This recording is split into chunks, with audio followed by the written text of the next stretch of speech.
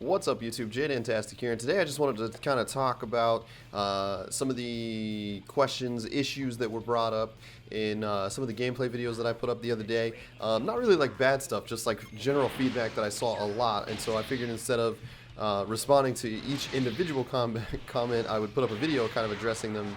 It'd be a little bit easier and easier to spread the word, I guess. So if you guys are hyped up for Xenoverse 2, make sure you drop a like on this video if you're excited for the more content to come.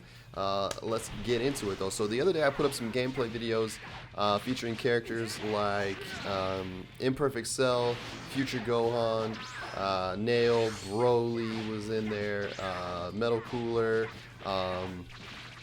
Fourth Form Cooler was in there, bunch of different characters that we played with the other day, and it was a ton of fun. Android 16 as well. So one of the main comments, I guess, that I got was comments about the voice acting for some of the characters and how it looked like it didn't line up, or it was super rushed, or it just didn't sound right. Now, as far as picking the voice actor, like who gets to do the voices, I don't know anything about. I don't know what the process is for that. So it's kind of, you know, that's up in the air. You know, if they pick someone who was different than the movie or the show that the character was in, there's not a lot they can do about that. But I did find out, you know, why sometimes it's actually really difficult to record the lines for the English version of the game and have it sound a little weird. So, for example, one of the lines that got called out the most was Cooler, Fourth Form Cooler. No, I think it was Metal Cooler, actually. He flies up, and you know he's doing his giant death ball, and right before he goes to throw it, he has a line, and he's kind of like, I'm going to destroy this whole planet, ah! And he like rushes through the whole thing, and it's like super rushed. Well, you know, if you guys don't know this, it's because the game, the animations in the game are actually hard-coded for the Japanese lines, you know, in terms of how their mouths move and the speed in which their mouths move. So what the developers do is they code the animations in for the lines as they come in Japanese, and then when the English voice actors get the script and stuff and they come into the booth to record the lines, they literally have the line that they have to record, and then they have like the time limit that they have to fit it in so that they can match it as closely as possible to the characters' mouths moving as they can. So if the time that it takes to say something in Japanese is much shorter than it would take to say in English, then, you know, lines that are super long, like, I'm going to just destroy this whole planet, ha ha, die, ha ha, it comes out really fast because he has to try to say it in that short amount of time when their mouths are moving. So it's going to look like it's kind of weird. Is it the best way to do it? Probably not, but if in order to change it up, you know, you'd have to kind of code the game a little, you'd have to animate the game a little bit differently so that the mouths moved, you know, per language, I guess, so that it would line up with the Japanese language and line up with the English language. Not really easy to do, you know. So I don't think it's a big deal. The voice acting obviously does play a bigger role. I'm more concerned about the voice acting in like actual cutscenes, you know, the story mode, that kind of stuff. If it's just a, you know, like the character select screen, if they just spout off a line, or you know, if they're doing a move and they spout off, I don't really care about the voice acting in those moments as much. But that's just, you know, a point to be made there, is that it's not because they don't care or they like rush through it or they just necessarily pick the wrong person. It's because sometimes it's kind of hard to record those lines, you know, and they want it to line up as best as they can, so they either rush the line or they say it a little bit slower, or the translation comes out weird. It's just, there's a lot of factors to come in there. Another factor that I saw, and these are comments from both Twitter and YouTube that I got here, was for Future Gohan, and it was, why does Future Gohan have both arms? And there's actually a lot of reasons, I think, that go into this. Number one is that you know, he had both arms for the majority of the time. When he had one arm, you know, he lost. Hashtag spoilers. So you know, it didn't really work out well for him in his favor. Is having one arm pretty cool? Yes. But then there's also the development side to think about. So they've tried to, you know, I think they've actually had a one-armed Gohan in a couple of games before, maybe. They also tried to put a one-armed Gohan into several games and it didn't work out. And the reason that is because even if you were, and if you look at the animation, you can tell that he heavily favors his right arm. So his left arm the whole time just kind of hangs there. I think at one point in the combo, he might throw an elbow with the left arm, but most of his combos, like 95% of his combos, come from the right arm and kicks. He does a lot of kicks. So he doesn't really use the left arm that much. And then obviously everyone noticed that his ultimate attack is the one-arm Kamehameha. And so people kind of thought, why would you not just leave that arm out? And it's because it's fairly difficult to code combos with one arm. You would have to do that. And then you also have to think about how that character would interact with all of the other characters. So in all of the other animations or cutscenes, so for example, if another character has a grab move that grabs another character's left arm, and Gohan is missing that left arm, then that other character's animation no longer works. So they would either have to A, not use that character's animation to grab the left arm, or B, code them a different way to grab the right arm so that they line up with everyone. So there's a lot of different reasons that go into it. Personally, I don't think it's a big deal. I mean, it's kind of cool that his arm just kind of hangs there like he has a dead arm. Kind of semblance of when he was Teen Gohan fighting Cell, and he only had the one arm. But it's more so of like, it would be a huge hassle and a difficult development task to do for something that wasn't even really, it didn't even really have that much screen time. Like, is it cool? Yes. Would it be fun to play with one-arm Gohan? Yeah. Would it be pretty sweet to see his combos and how he would interact with all the other characters? Yeah, that would be pretty cool. Is the trade-off worth it to spend all that time and effort to do that just for one character, possibly having repercussions for all the other characters and how they interact, with hitboxes and all that kind of stuff? Maybe not. The trade-off might not be there. So there's that piece. I saw that a lot of people were complaining about Broly. I would like to say that when I was recording that footage, that was me playing. There was a lot of you that had some nice words to say about my gameplay. I hadn't spent a ton of time playing the game yet, so I was still fairly new to it, getting used to everything. I was trying to showcase off as many moves as I could, which is actually slightly more difficult now because the AI is actually a lot better in Xenoverse 2 than it is in Xenoverse 1. So you can't just toy with the computer. You actually have to fight the computer. I mean, they're not human skill level, but they're fairly difficult. So if you're new to the game and you're coming out, you're trying to fight a computer character, it's fairly difficult. But a lot of people were kind of complaining about Broly and suggesting that maybe he received some nerfs or that his ult attack should be different.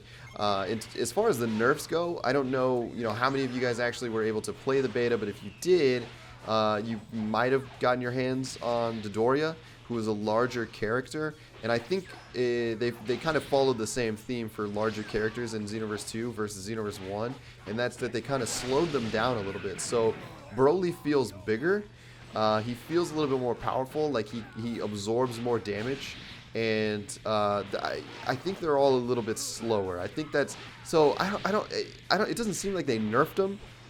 It just seems like they slowed them down a little bit, which kind of makes sense.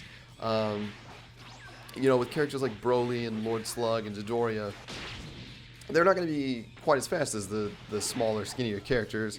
Because obviously they're bigger and bulkier, so they're more of like a tanky character. It doesn't mean that they're not viable, and you shouldn't judge based on my gameplay alone, especially from that footage. Maybe if I played with them now, I could do a little bit better. They certainly are different. They do play differently. The larger characters do. But it's not. I wouldn't say that they nerfed him. They just changed the way that he operates a little bit. They didn't. It's not like they took away his damage or anything like that. And to be fair, Broly in Xenoverse 1 was a pretty powerful character. Especially if you spam the grab attacks and things like that. So slowing him down a tad, I think, balanced him out a little bit more. But I wouldn't necessarily say that was like a nerf or anything. As far as his ult goes, some of you wanted like a different, like a larger blast style attack, something quicker, because his ultimate seems really slow. But the cool thing about his ultimate attack in Xenoverse 2 is that he actually becomes like super tank mode when he's throwing it out. So it's incredibly difficult to break his stamina. He basically just stands there and laughs in your face. You can actually, if you watch the footage of Broly when I do the ultimate attack in my video, you can hear the computer is like pounding on me the whole time I'm preparing it, and like nothing is happening. Like Broly just continues on like it's nothing at all. So I thought that was kind of cool about his ult. could the alt have been a different move or a cooler move? Again, you know, maybe. At the end of the day, I don't know what they use to decide like which moves make it onto the moveset of a character. So, you know, there's that kind of stuff too. So, I got a few comments about how Metal Cooler is actually Meta Cooler or Meta Kura. It's literally, if you look at the screen in the game, it's literally Metal Cooler. I know that there are other people and translations that say Meta Cooler. I know there's other things that say Meta Kura. Dokkan Battle uses Meta Kura and Kura instead of Cooler. Again, you know, at that point I feel like you're just kind of pulling twigs to be mad at. You know, like who cares if there's an L there or not? It's not that big of a deal. It's not going to break the game or anything like that. What else was there? I think that's pretty much it. Some people were talking about how Nail's ultimate is not going to be useful. He actually has the turnaround crazy blast, which I actually used in the video and pulled it off successfully. Actually, I won the fight with it. It's certainly not useless. It's very useful. Xenoverse 2 people are snap vanishing all the time. They're Z vanishing all the time. They're constantly getting behind you. So if you can get the timing down on that, now obviously once people start to play the game, you know, they're going to be expecting certain moves to come up. It's going to be harder to pull those moves off. But with things like, you know, stamina breaks and Z vanishes and snap vanishes, getting someone to be behind you or in the right position for that attack is actually not that difficult. You know, especially if the fight's coming down to a wire, both players are getting a little bit more antsy. You know, snap vanishes are happening, you know, probably a little bit more often than they should be. You're kind of burning through your stamina. You snap vanish behind someone, you're out of stamina, bam. That person times that ult perfectly, and now suddenly you don't have any health left because you just got blasted full on, point blank, with an ult. So, so some of you were worried about that. It's really nothing to worry about. That's going to be pretty legit there. Let's see. I think that's pretty much it. Oh, we've gotten a lot of comments about, and I think this is a small minority, about Hit and how Hit was overhyped, I guess, about, you know, us talking about it for the last, you know, week or so was too much. You know, we overhyped it too much.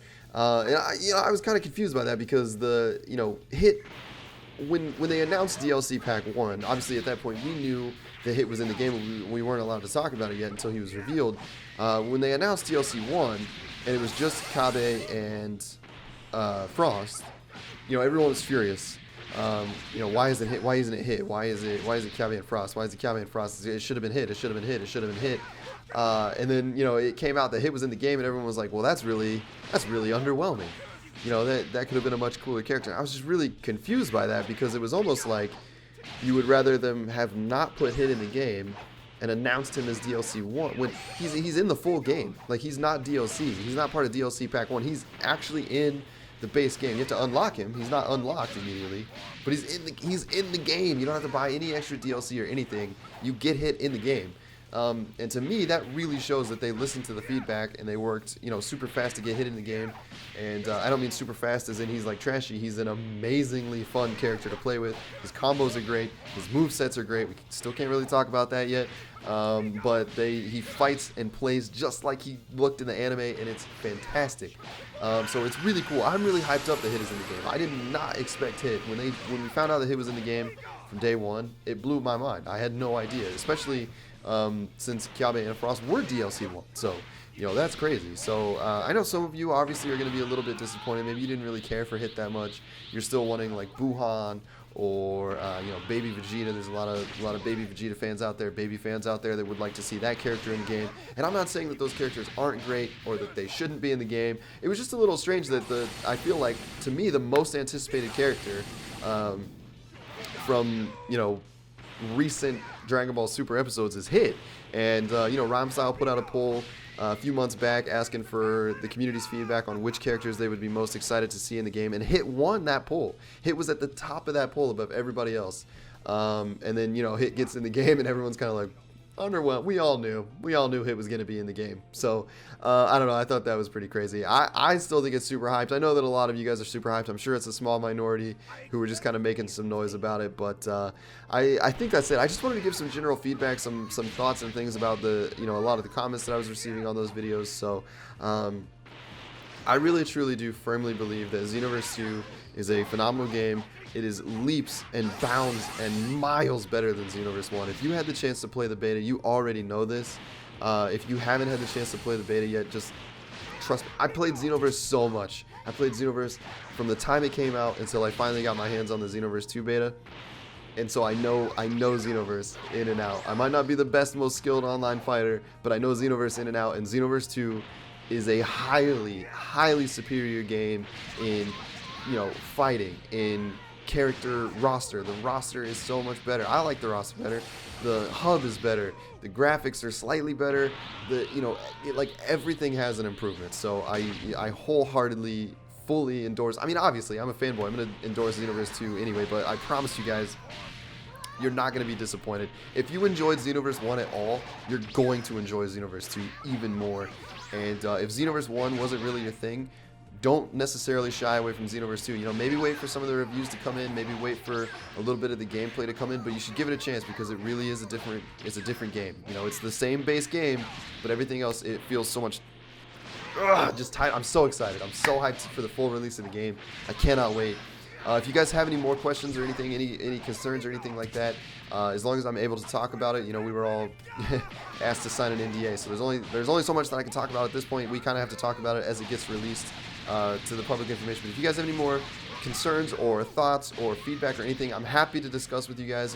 Don't cause any wars in the comment section or anything like that, or bash each other over what someone wants in the game over what someone else wants in the game. We all want the game that we want, and there's nothing wrong with that. So, but I'm going to be in the comment section down below. I'm ready to have a healthy, happy, fun, hype conversation with you guys. Any questions you guys have about the game, the beta, the full release, the roster, anything that I can talk about, I would love to discuss with you guys in the comment section down below. Again, if you're super hyped up, if you enjoyed this video, if you're ready for Xenoverse 2, make sure you hit that like button. Make sure you're subscribed to the channel. I'm going to be bringing you guys as much Xenoverse 2 content, information, tutorials, playthroughs, yada, yada, yada that you can imagine. It's going to be great. So hyped up, guys. You don't even know. So there it is. I think that's all I have to talk about today. So, ladies and gentlemen, as always, I will talk to you in the next video. Later.